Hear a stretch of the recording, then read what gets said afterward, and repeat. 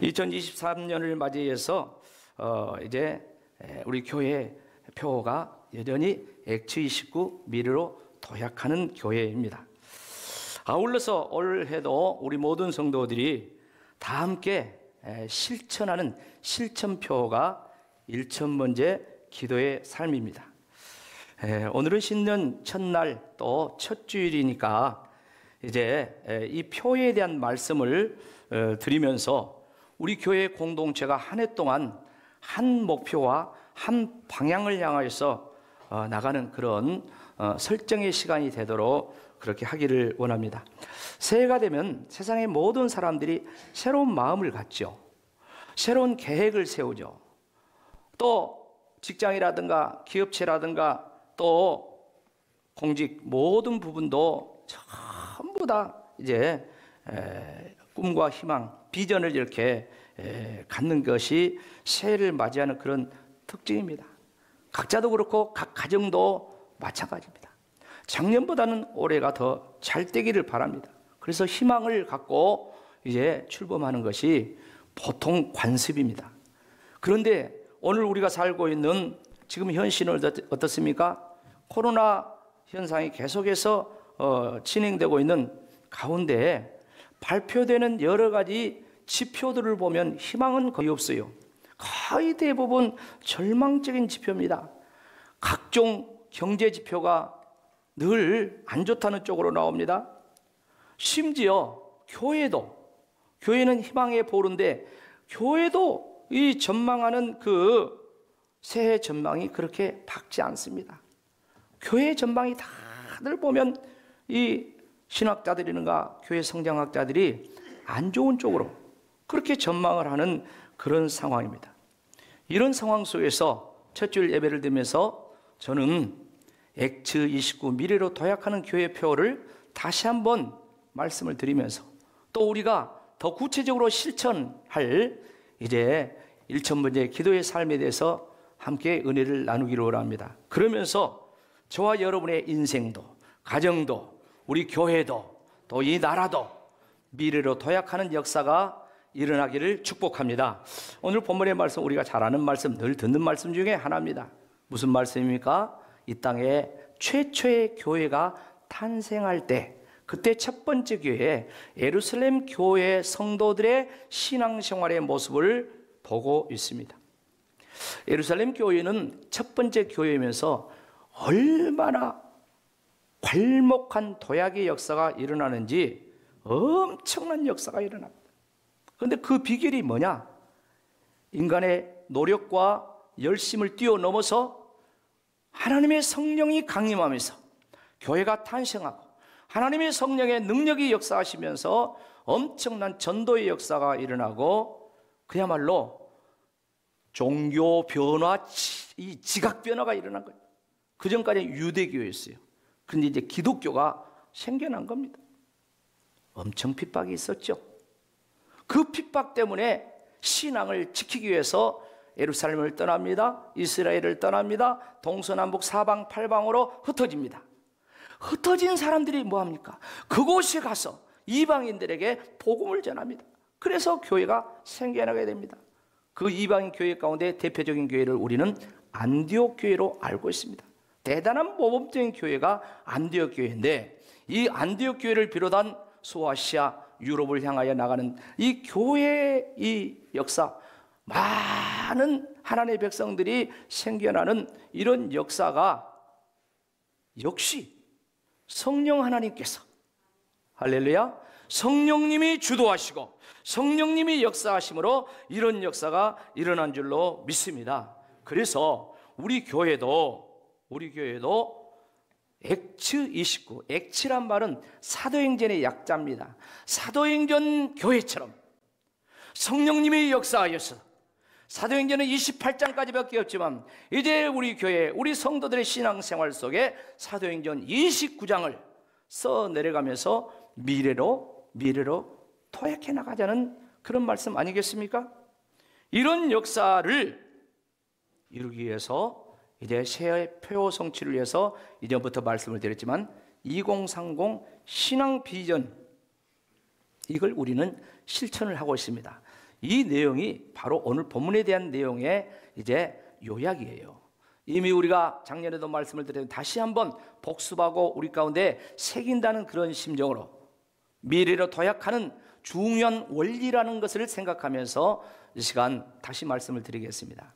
첫 번째로 미래로 도약하는 역사를 위해서는 성경 말씀을 그대로 믿는 말씀 중심의 신앙이요. 질문하겠습니다. 지난 한 해를 살아오면서 아니 저와 여러분이 20년, 30년, 50년 신앙생활하면서 성경 말씀을 그대로 믿는 신앙생활 하셨습니까? 저 자신도 부족한 점이 많습니다. 누구도 장담할 수가 없어요. 그런데 예루살렘 교회를 비롯한 교회, 오늘 이 시대에 부흥하는 모든 교회를 보면 특징이 있어요. 하나님 말씀이 강해요. 하나님 말씀에 은혜가 있어요. 성도들은 그 말씀에 아멘합니다. 순종합니다. 말씀이 죽으라면 죽는 신용이라도 하는 이런 말씀 중심의 교회가 초대교회 때부터 지금까지 도약의 역사가 일어났어요. 오늘 본문 42절 말씀하고 있죠. 뭐라고 이야기합니까? 사도들의 가르침을 받아 3,000명의 사람들이 예수 믿게 되었어요. 그런데 그들이 사도들의 가르침을 받아 성경을 배웠다는 것이죠. 그러면서 신앙생활을 했어요. 설교도 성경을 배우는 시간입니다. 성경 공부도 성경을 배우는 시간입니다. 계속해서 하나님 말씀 중심의 신앙생활이 되어질 때 이게 정통신앙이 되고 말씀을 이야기하자면 빗나가면 이단으로 가는 거예요. 안디옥교회, 이방인교회, 오늘날의 교회 이르기까지 하나님이 역사하는 그런 도약하는 교회들은 전부 다 성도들이 말씀을 순수하게 믿고 실천하는 거예요. 못하면 회개하는 거예요. 그런 교회 역사가 일어났어요. 여러분, 코로나 시대를 겪으면서 교회 풍속도가 많이 바뀌었죠? 어떤 변화가 있었냐면 많은 교회에서 성경 읽기 운동이 일어납니다. 많은 교회에서 성경 쓰기 운동이 일어납니다. 많은 교회에서 성경 통독 그런 익사들이 일어나고 있습니다. 세계교회가 통계 발표를 합니다. 엇갈린 통계 발표를 했어요. 무슨 말입니까? 세계교회를 볼 때 대부분의 교회가 예배드리러 나온 교인들은 감소했다. 보통 20%, 30%, 급감하는 교회는 50%까지 예배당에 교인들이 안 나온다는 것입니다. 그런데 아이러니컬한 것은 그동안 성경이 팔려나간 그 어떤 해보다도 이 코로나 사태를 겪으면서 성경이 많이 팔려갔다는 것입니다. 성경이 많이 보급됐다는 것입니다. 그래서 성경을 그렇게 이 코로나 사태에도 많은 사람들이 읽고 나왔다는 것을 세계교회가 통계 보고를 합니다. 저희 교회도 일천번제 기도의 삶 실천하면서 날마다 성경 읽기를 해오고 있습니다. 여러분 주보받을 때 성경 읽기 표가 하나 거기에 들어있죠. 작년까지 365번의 성경을 읽겠습니다. 오늘은 366번이에요. 기도도 366번입니다. 1000번에 들으신 분들은 애물도 366번을 드리면서 지금 이렇게 나가고 있는 거예요. 그 가운데 성경 읽기를 계속해서 하고 있어요. 날마다 성경 읽고 묵상하는 것 올해도 계속되어야 될 줄로 믿습니다. 그 말씀을 따라 사는 것, 그것이 내 인생도 내 신앙도 내 가정도 미래로 도약해 나가는 중요한 첫 번째 단추다 하는 걸 그 다음에 두 번째 뭡니까? 도약의 역사를 위해서는 교회의 권위를 인정하면서 교회 중심의 신앙생활을 해야 된다는 것입니다. 46절 오늘 말씀합니다. 날마다 마음을 갖춰여 성전에 모이기를 뭐 됐다고요? 힘썼다 했습니다. 초대교회 성도들이 날마다 성전에 모이기를 힘썼다 했습니다. 사실 우리는 주일날 한 번 교회 나오는 것도 버거울 때가 있습니다. 그렇지 않습니까? 그런데 초대교회 성도들이 날마다 그 로마의 핍박과 유대교의 핍박이 있음에도 불구하고 그들이 눈을 피해서 날마다 성전에 모이기를 힘썼다는 것이죠. 자기들도 어려우니까 힘쓴 것이죠. 왜 그렇습니까? 성전, 교회가 그만큼 중요했다는 것입니다. 여러분, 교회가 우리를 날마다 모이게 하는 그 중요한 이유가 뭡니까? 성경을 요약하면 이 교회 중심의 신앙생활의 이유를 세 가지로 정리할 수가 있어요. 첫째, 교회는 예수님의 피값으로 세워진 공동체이기 때문에. 피값입니다. 옆 사람 축복합시다. 당신은 피값입니다. 그러지 않습니까? 우리 양장로님 기도 은혜스럽게 했는데, 교회는 건물의 개념이 아니라 우리 성도 공동체의 개념입니다. 근데 옆에 사람이 예수님의 피값이라는 거예요. 그런가 하면 예수님이 교회의 머리며 예수님이 교회의 주인인 줄로 믿습니다. 그리고 우리 공동체는 예수님의 몸이라는 것이죠. 몸이 머리부터 시작해서 손발, 보이지 않는 오장육부까지 다 있습니다. 어느 것 하나도 여기서 떨어져 나가면 돼야 안 돼요? 안 됩니다. 세 번째는 뭘 이야기합니까? 교회는 구원의 방주다. 세상에서 들어볼 수 없는 이야기죠. 여러분, 교회만이 가지고 있는 독특함이 있다는 것을 꼭 기억하시기 바랍니다. 사회에 많은 기관들이 있어요. 근데 교회만이 가지고 있는 독특한 사역, 하는 일이 있습니다. 그거는 뭡니까? 다른 어떤 것보다도 죄인들을 구원하는 영혼 구원의 사역인 줄로 믿습니다. 다른 어떤 것보다도 가장 중요한 구원의 역사. 그래서 죄인들을 예수 믿고 구원받게 하셔서 천국으로 데려가게 하는 이 역사. 그래서 교회를 구원의 방주라고 그렇게 말씀하지 않습니까? 오늘 코로나라는 환경으로 인하여서 교회 중심의 신앙생활이 많이 퇴색되어 있습니다. 이제 회복해야 될 줄로 믿습니다. 오늘 보니까 첫 주일에 그런데 가장 많이 모신 것 같아요. 아무튼 간에 이 교회 중심 회복, 예배의 회복, 이런 공동체 회복, 이게 두 번째 필요하다. 그래야 도약의 역사가 일어납니다. 세 번째는 뭘 이야기합니까? 내 자신의 사명을 깨닫고 이 사명 중심의 신앙생활을 해야 된다는 것입니다. 이런 말이 있죠. 인생은 사명이 끝나지 않으면 뭐하지 않는다? 죽지 않는다. 아무리 죽을 것 같아도요, 사명 안 끝난 사람 안 죽어요. 교통사고 났어도요, 사명이 있는 사람 살아나옵니다. 차는 폐차해도 뿍뿍 기어 나옵니다. 저번 날 노예 어떤 목사님이 그렇더라고요. 사고가 났어요. 차를 폐차시켜. 그런 이야기를 들었어요. 그런데 몸은 멀쩡해. 몸은 멀쩡해. 우리 시찰 안에도 그런 분 계세요. 차는 폐차시켰어. 그리고 새 차 샀어. 몸은 멀쩡해. 작년에 그런 일이 있었어요. 뭐 때문입니까? 사명이 안 끝난 사람은 하나님이 안 데려갑니다. 그래서 우리는 각자 새해를 시작하면서 자기의 죽인 직분 사명이 있지 않습니까? 그러잖아요. 그런가 하면 우리 교회 공동체에 주신 공통적인 사명이 있습니다. 그건 뭡니까? 예수님께서 공생애를 살면서 보여줬던, 제자들에게 가르쳤던 그것입니다. 그게 뭡니까? 영혼 구원하는 거예요. 전도하는 것입니다. 할렐루야. 아름다운 동행자입니다. 천국까지 같이 될 사람이에요. 초대교회는 그랬다는 거예요. 초대교회는 함께 동행을 했어요. 자기가 가지고 있는 것을 나눴어요. 전답을 팔아서도 나눠줬다고 했어요. 놀라운 역사입니다. 거기에 대한 결론이 어떻게 나왔다고 성경은 말씀합니까?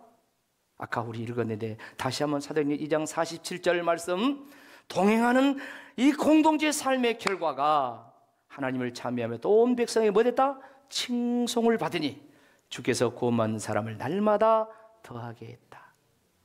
교회 공동체가 하나님께 함께 예배하며 이렇게 살면서 나아갈 때 온 백성들, 그 이방인들을 이야기해요. 교회 밖의 사람들이 칭찬을 했다는 것입니다. 그리고 하나님께서는 구원받는 사람을 날마다 더하게 하셨다. 사랑하는 성도 여러분, 우리는 예수 그리스도 안에서 한 피바다 한 몸 이룬 형제 자매인 줄로 믿습니다. 우리는 적이 아니에요. 우리는 공격할 대상이 아닙니다. 우리는 안아줘야 될 대상입니다. 함께 가야 될 대상입니다. 할렐루야. 천국까지 함께 갈 대상입니다. 성령은 하나 되게 하신 줄로 믿습니다. 원수마귀는 분열시키는 거예요. 영적 원리를 깨달아야 됩니다.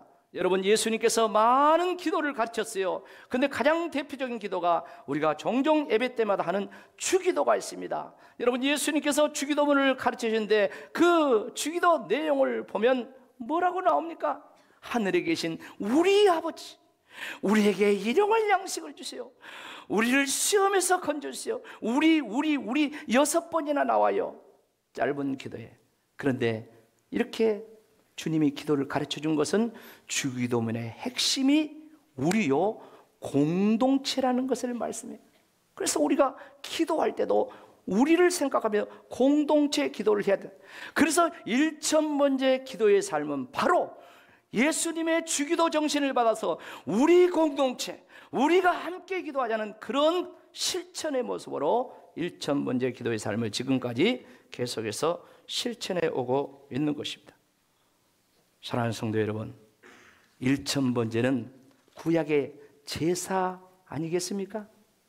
구약의 제사가 오늘 예배까지 흘러왔습니다. 근데 제사는 여러 종류가 있어요. 근데 그 제사 중에 가장 기본적인 제사가 번제입니다. 모든 사람은, 하나님을 섬기는 사람은 다 번제를 드리도록 되어 있어요. 자, 그렇다면 이 번제의 의미가 무엇입니까? 어떤 의미로 번제를 드리라고 했다고요? 다 같이 읽어봅시다. 시작. 하나님께 온전한 헌신을 의미하며 자기의 형편에 맞게 소, 양, 염소, 비둘기 등을 제물로 드렸다. 잘 아시는 것처럼 제물을 드린 것은 나를 못 드리니까, 내가 소처럼 죽을 수가 없으니까 나 대신 하나님 앞에 제물을 드리는 거예요. 나를 드리면서 헌신을 다짐하는 것이 바로 번제입니다. 이 번제는 모두 다 드리게 됐어요. 그래서 형편 따라 드리는데, 가난한 사람은 비둘기라도 드리는 거예요. 집비둘기 키운 자는 집비둘기 드립니다. 집비둘기가 없으면 날아다니는 산비둘기라도 잡아서 하나님 앞에 번제를 드리면서 헌신을 하면서 그렇게 살아라 하는 그런 의미가 아니겠습니까? 성경에 수많은 번제가 나옵니다. 그런데 그 가운데 우리가 말씀하고 있는 이 1000번제는 누가 드렸습니까? 솔로몬 임금이 드렸습니다. 솔로몬 임금이. 잘 아시잖아요. 솔로몬 임금이 어떤 상황 속에서 1000번제의 제사를 드렸습니까? 양을 잡아 드렸다고 했어요. 그것은 솔로몬이 왕으로 즉위해가지고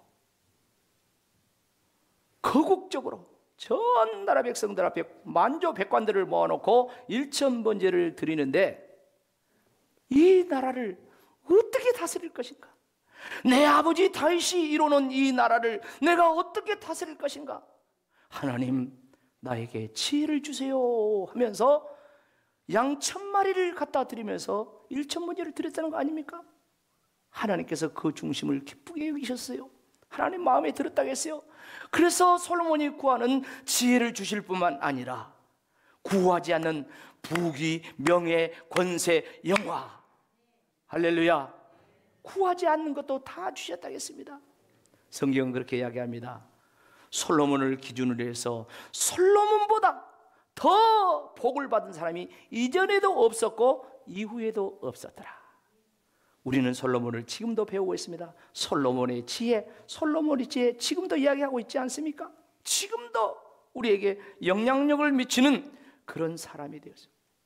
그런가 하면 또한 번제할 때 우리는 아브라함의 번제를 이야기하지 않을 수가 없습니다. 여러분, 아브라함이 번제를 드릴 때 짐승을 안 드렸습니다. 이삭을 드렸어요. 독자를 드렸어요.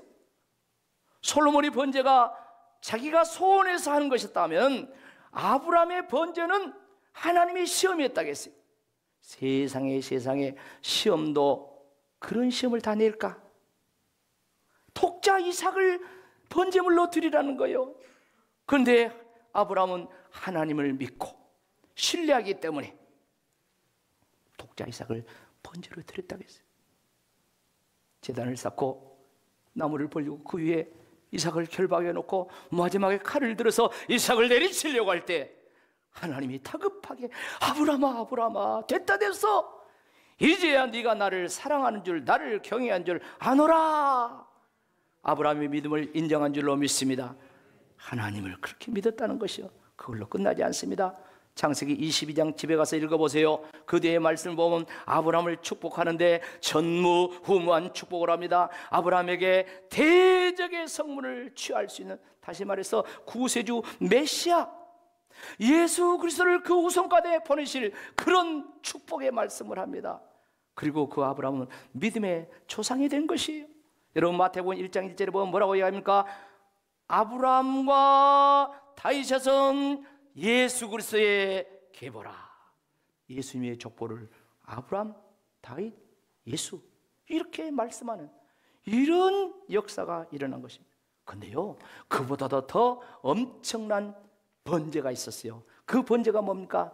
노아 홍수 심판 이후에 노아가 그 홍수 심판이 끝났을 때 방주에서 나와가지고 첫 번째 한 것이 하나님 앞에 번제 드리는 거예요. 창세기 8장 20절, 이거는 같이 읽어봐야 될 것 같아요. 찾아서 읽을까요? 번제 드렸다 했어요. 번제. 창세기 8장 20절 말씀 보면은 노아가 홍수가 끝나고 방주에서 나와서 번제를 드렸다 했어요. 노아가 여호와께 제단을 쌓고 모든 정결한 짐승과 모든 정결한 새 중에서 제물을 취하여 뭘 드렸다? 번제로 제단에 드렸더니 하나님께서 그 양기를 받으시고 하나님께서 앞으로는 절대 저주를 하지 않겠다 말씀하면서 봄, 여름, 가을, 겨울 모든 것을 회복하겠다 말씀합니다. 그리고 창세기 9장 1절 말씀 보면 하나님이 노아와 그 아들들에게 복을 주시며 그들에게 이르시되 생육하고 번성하고 땅에 충만하라. 할렐루야. 하나님이 아담을 창조할 때 하셨던 말씀, 잃어버린 그 복을 번제로 하나님 앞에 영광을 낸 이 노아에게 회복시켜 주시는 거예요. 사랑하는 성도 여러분, 이 표라는 것이 얼마나 중요한 줄 아십니까? 우리가 지금 이 새성전에서 예배를 드리고 있지만 이 새성전에 오기 전까지 이 새성전 건축을 위해서 하나의 표를 제시했습니다. 그게 무엇입니까? 기억하십니까? 153 운동 실천표였어요. 153. 베드로가 고기 한 마리도 못 잡았는데 주님의 말씀에서 그물을 배 오른편에 던졌더니 153마리 큰 고기를 잡았더라 하는 그 요한복음 21장의 그 말씀을 중심으로 해가지고 153 운동 기도하며 실천했습니다. 그 과정 속에서 하나님께서 감히 말씀합니다. 대한민국에서 제일 입지 조건이 좋은 이곳에 우리 교회 부지를 주신 줄로 믿습니다. 그리고 성전을 이렇게 건축했는데 솔직히 말해서 이런 성전 도시에서도 건축을 잘 못해요. 근데 하나님께서 코로나 관통하면서 일을 하게 하신 것이 바로 153 기도운동, 헌신운동 한 것의 열매입니다. 이제 우리는 새 성전에서 새로운 시대를 맞이했습니다. 코로나 속에 찌들려 있을 수가 없어요. 이제는 기지개 펴고 2023년에는 새롭게 도약해야 될 줄로 믿습니다. 그러기 위해서는 새성전 새시대가 열려야 된다는 것입니다. 이 새성전 새시대가 열어지기 위해서 건축이 끝나면서 작년부터 1,000번째 기도의 삶을 실천했어요. 그렇게 해가지고 지금 우리가 4가지 기도 제목, X29 미래를 도약하는 교회, 구례군민을 섬기는 교회, 지정의 기름을 부으셔서 이 건물 헌당이 빨리 이루어지게 하시고 성숙한 그리스도인으로 거듭나게 하여 주옵소서. 그래서 교회는 교회의 사명이 있지 않습니까? 언제까지 우리가 건축에 또 이런 것에 매여 있을 수가 없어요. 그래서 이 모든 것을 털어버리고 이제는 교회의 고유의 사명, 정말 교회는 저런 곳이다, 모델이 되는 그런 교회, 그런 하나님의 역사를 순수하게 가슴에 품고 우리가 1,000번째 기도의 실천을 작년부터 하고 있습니다. 올해도 역시 계속해서 이제 2030 비전과 함께 1,000번째 기도를 실천할 때 성령님이 역사하실 줄로 믿습니다. 하나님이 복을 주실 줄로 믿습니다. 그리고 저와 여러분의 인생에 정말 간증이 있어야 돼요. 평생 신앙생활해도 말씀이 이루어진 간증이 없다면 얼마나 불행합니까? 올 한 해 간증이 풍성하기를 주의 이름으로 축복합니다.